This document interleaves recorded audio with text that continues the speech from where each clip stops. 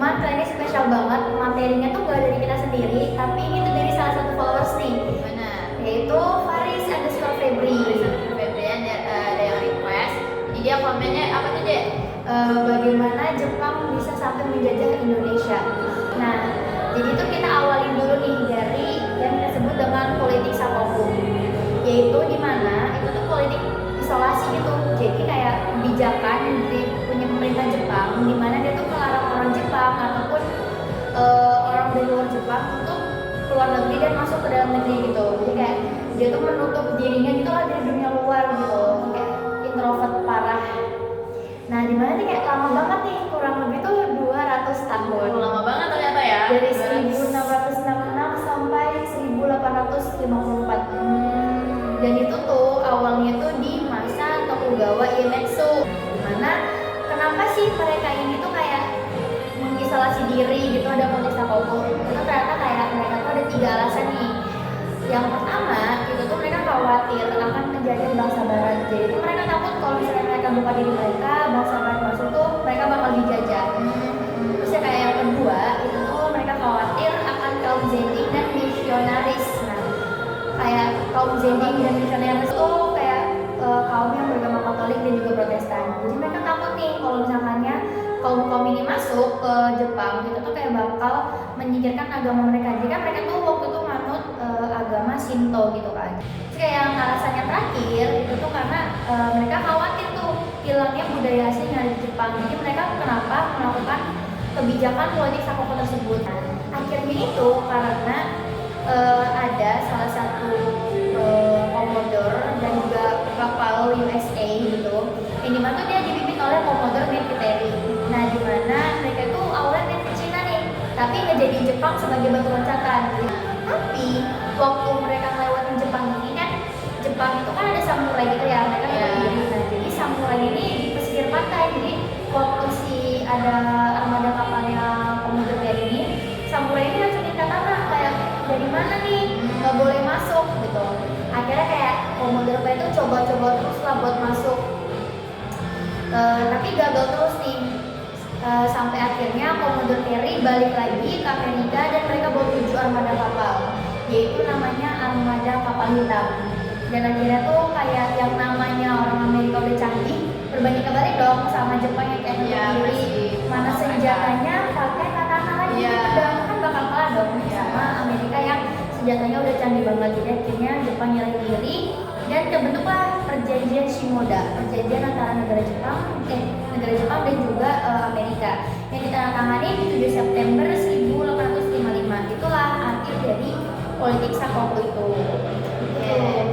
Jadi sekarang aku mau ceritain tentang restorasi Meiji nih, teman-teman. Nah, restorasi Meiji ini merupakan kelanjutan dari akhir politik sakoku yang barusan dijelasin sama Jinje.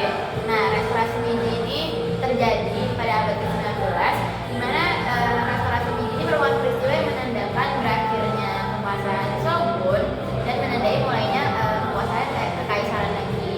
Nah, jadi kan sebelumnya kan Jepang ini kan dia tertutup banget kan, mereka dia introvert banget kan pada saat politik sakoku ini. Nah, tapi semenjak adanya restorasi Meiji, justru Jepang ini menjadi negara yang terbuka gitu dengan adanya negara-negara asing. Nah, tadi kan udah dijelasin tentang politik sakoku tuh. Nah, bisa kita simpulin kalau misalnya politik sakoku ini dia mematikan ekonomi negaranya mereka sendiri gitu kan. Dengan adanya hal ini, kemudian juga munculnya tekanan dari pihak asing, jadinya Jepang ini akhirnya mencobalah membuka diri. Nah, tapi dengan adanya masuknya bangsa asing, justru si Tokugawa ini malah jadi kayak kesannya kayak kehilangan wibawa gitu, Dia malah dianggap sama rakyatnya ini mengingkari janji lah kayak gitu. Kemudian hal ini dikombinasikan dengan adanya krisis ekonomi mereka. Terus jadinya tuntutan kekuasaan untuk mengembalikan pemerintahan ke tangan kaisar itu menjadi lebih kuat gitu. Nah, penyebab dari restorasi Meiji ini ada banyak, teman-teman. Jepang ini baru menyadari kalau misalnya negara mereka ini ternyata ketinggalan banget gitu loh daripada negara-negara lain. Kayak negara lain itu udah canggih, tapi mereka ternyata masih kuno. Terus kan mereka jadi kayak gaptek banget, terus mereka jadi ketinggalan. Nah, karena itu jadinya mereka ini mau mengejar ketinggalan itulah. Ketinggalan itu mereka mau kejar dengan mereka mau modernisasi. Nah, modernisasi ini mereka ada dibagi menjadi beberapa bidang, yaitu ada di pemerintahan pemerintahan, angkatan perang, industri, bahkan sampai ke pendidikan, J. Nah, kemudian kalau misalnya dampak dari restorasi Meiji ini, teman-teman, yang pertama sistem feodalisme itu dihapus, diganti dengan daerah administrasi atau prefektur. Kemudian Jepang berhasil merumuskan undang-undang, yang undang-undangnya ini tuh dia mengikuti konsep dari negara-negara Eropa gitu. Kemudian Jepang juga berhasil menjadi negara industri dan negara maju. Jepang juga menjadi salah satu negara dengan militer terkuat. Oh my god. Nah, dari restorasi Meiji ini ternyata Jepang itu juga ada terlibat sama perang Asia Pasifik. Perang Asia Pasifik itu serangkaian perang dunia kedua nggak sih, Jay, ya kan? Iya. Yang kalau di Jepang itu kalau nggak salah sebutnya perang Asia Timur. Iya, perang Asia Timur Raya. Nah, kan perang Asia Pasifik ini tuh dia periodenya dari tahun 1941 sampai 1945. Nah, kira-kira apa sih yang menyebabkan Jepang ini ikut terlibat? Nah, ternyata ada yang latar belakang itu, Jay. Apaan tuh? Jadi pertama, negara mereka ini membutuhkan sumber daya alamnya, J. Jadi mereka tuh butuh kayak minyak bumi dan lain-lain. Setelah itu juga mereka ini kan karena adanya politik sakoku, mereka ini jadi overpopulasi, J. Iya. Terus jadi mereka mau mengatasi itu dengan terlibatlah jadinya sama perang ini. Kemudian juga karena adanya paham Hako Ichigo. Nah, kemudian hal lain yang melatar belakang ini juga adanya kemenangan Jepang terhadap Rusia, J. Dan ternyata perang Asia Timur Raya ini walaupun singkat nih ya dari 1941 sampai 1445, tapi itu kayak berdampak besar banget nih. Terus kayak yang mengawalinya pun juga itu ternyata negara Jepang itu sendiri gitu loh. Jadi awalnya itu negara Jepang ini pada tanggal 7 Desember 1961 dia tuh ngebom Pearl Harbor gitu di Amerika sana. Itu mengawali perang Asia Timur Raya ini gitu loh. Berarti dia duluan yang mulai dong? Iya, dia duluan yang mulai dan dia tuh akhirnya tapi kayak mendominasi gitu loh. Dia kayak udah yang ngebom Amerika nih. Terus habis itu dia mendominasi banget lah. Nah, yang sebelumnya dia ini cuman menguasai di tanah Tiongkok sampai akhirnya dia nyoba menguasai wilayah Asia Tenggara kayak Myanmar, Filipina gitu, dan akhirnya ya negara kita sendiri Indonesia. Nah, dimana awalnya dia itu masuk di tanggal 11 Januari 1942. Itu tuh Jepang awal banget masuk dan ke Tarakan. Tujuannya dia ini buat itu tadi, buat ngambil sumber daya alam minyak itu. Nah, setelah itu akhirnya tanggal 8 Maret 1942 Jepang ini tuh menguasai Indonesia lewat perjanjian Kalijati di Subang, Jawa Barat. Terus kayak fun fact banget, Apa tuh? ini tuh Jepang pernah ke Balikpapan ternyata. Pernah ke Balikpapan.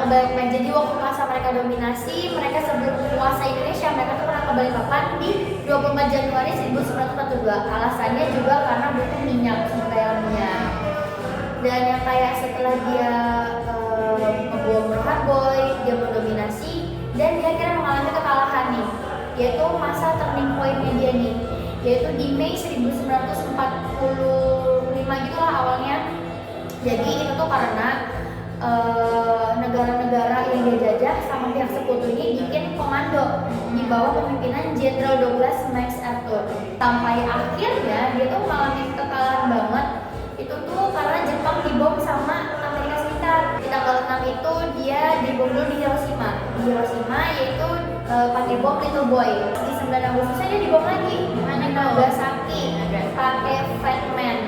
Dan itu terjadi tahun 1945 sampai akhirnya itulah akhir dari perang Asia Timur Raya dan kekalahan Jepang.